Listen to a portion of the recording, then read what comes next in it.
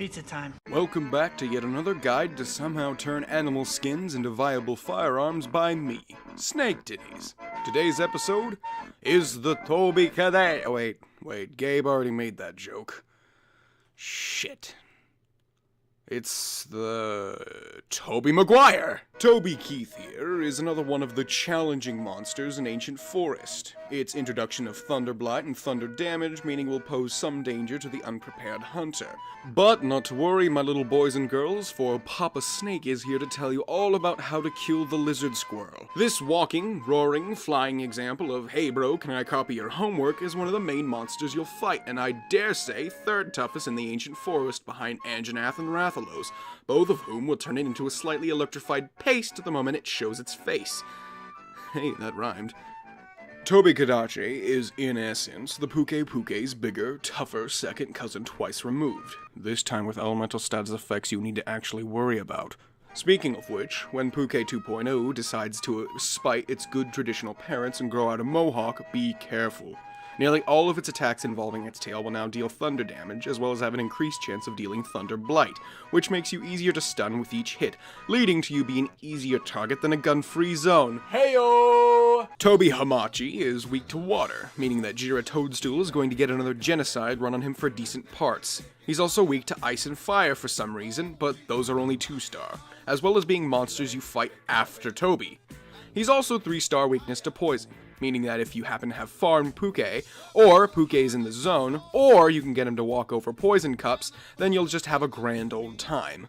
Another bit, his tail is a massive weak point that unless you're using a hammer, you should focus on. Spider-Man 2 Electric Boogaloo here has a series of other attacks to watch out for, many involving its tail including Odogaron Part 1, that annoying bit when it jumps on the tree, that extra annoying bit where it jumps off the tree, and that bit where you seethe with anger because what the fuck is that hitbox? However, here's a super secret strat that only the MLG pros will tell you how to kill Mike Pence.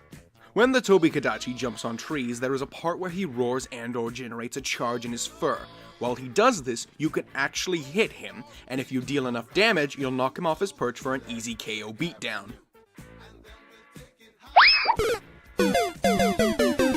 Another thing to watch out for is when he does that weird spear thing with his super secret unicorn horn diodes that pop out of his forehead like a stripper jumps out of fucking cake.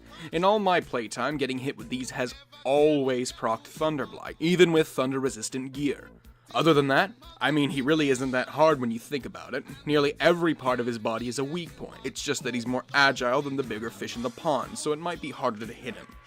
Also be careful for where he goes, because you wouldn't believe how much footage I needed to get for specific parts because he goes to so many different areas frequented by the other monsters. Whenever I tried to get some video of his attacks, Rathian's fat ass was in the way. Bring plenty of dung pods and weapons that have a wide reach, or long range, like insect glaives, bows, or greatswords, and you should do just fine.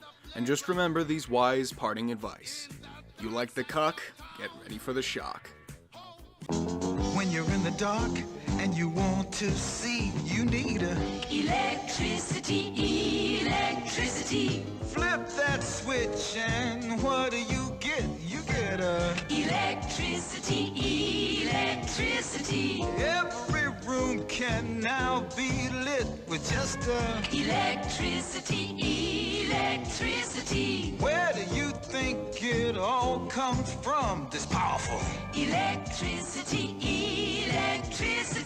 Through high wires to here it comes, they're bringing electricity.